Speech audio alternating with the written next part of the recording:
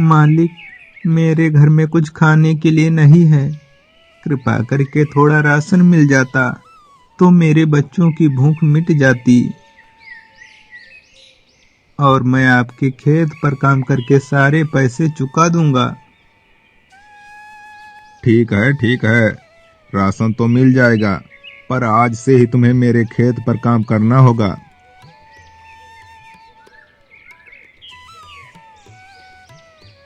जमींदार रतनमणि बहुत ही क्रूर और निर्दयी इंसान था।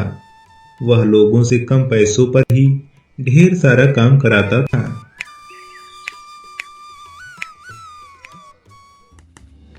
उसी गांव में श्याम नाम का एक किसान रहता था। उसके पास 2 बैल थे। श्याम कभी भी जमींदार के खेत पर काम करने नहीं जाता था। वह अपने ही खेत में काम करके अनाज पैदा करता था। इसीलिए जमींदार श्याम से बहुत नफरत करते थे।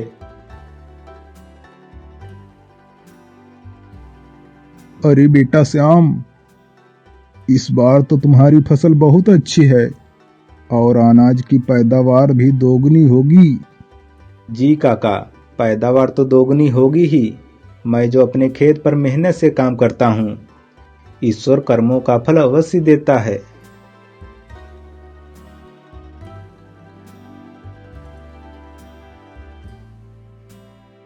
जमींदार रतनमणि श्याम की खुशहाल जिंदगी से बहुत परेशान थे। एक दिन वे अपने नौकर से कहने लगे, अरे ये श्याम कभी भी मेरे खेत पर काम करने नहीं आता है, फिर भी इतना खुश रहता है। हमें किसी न किसी प्रकार इसकी अकड़ अवश्य ठिकाने लगानी चाहिए।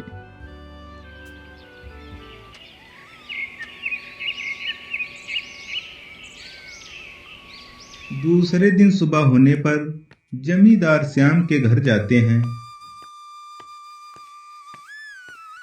अरे श्याम, आज मजदूर मिल नहीं रहे हैं, इसलिए तुम्हें मेरे खेत की जुताई करनी होगी।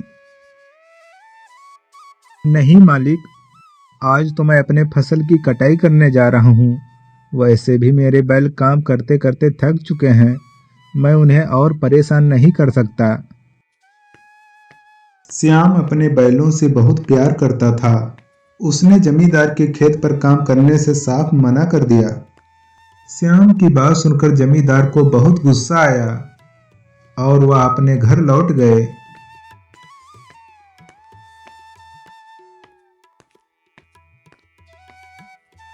इधर श्याम दिन भर अपने खेत पर काम करता है और शाम होने पर अपने बैलों को चारा डालकर खुद खा पीकर सो जाता है। रात के 12 बजे थे। श्याम निश्चिंत होकर सो रहा था। तभी जमींदार कुछ लोगों को अपने साथ लेकर श्याम के बैलों की चोरी करने के लिए आए और चुपचाप बैलों को खोलकर अपने साथ लेकर चले गए। और कुछ दूर पहुंचने के बाद जमींदार उन चोरों से कहने लगे, मेरी बात कान खोलकर सुन लो। इन बैलों को इतनी दूर लेकर चले जाओ ताकि श्याम कभी भी इन बैलों का पता ना लगा सके।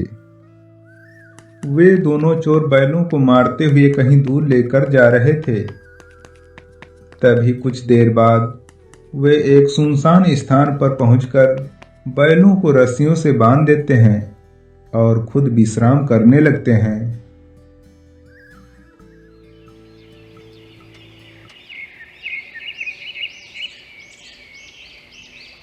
और इधर सुबह होने पर श्याम बैलों को अपने दरवाजे नहीं पाता है तो वह फूट फूट कर रोने लगता है।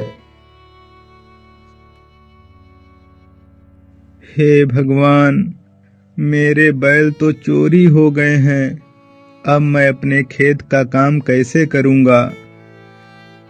मेरे पास इतने पैसे भी नहीं हैं कि दोबारा बैल ले सकूं।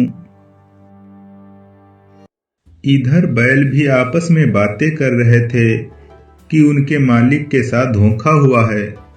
दोनों एक साथ जोर लगाते हैं, रस्सियां टूट जाती हैं। दोनों भागते भागते अपने घर की ओर चले आते हैं। कुछ ही देर में दोनों भागते भागते श्याम के पास आ जाते हैं। श्याम अपने बैलों को देखकर बहुत खुश हो गया और उन पर हाथ फेरते हुए कहने लगा, मेरे बच्चों, तुम कहाँ गए थे? भगवान का शुक्र है तुम वापस आ गए। अब मैं तुम्हें अकेला कभी नहीं छोड़ूंगा। धीरे धीरे कुछ समय बीता।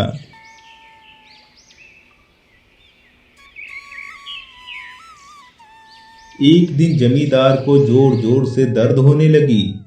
वह बेहोश हो गए।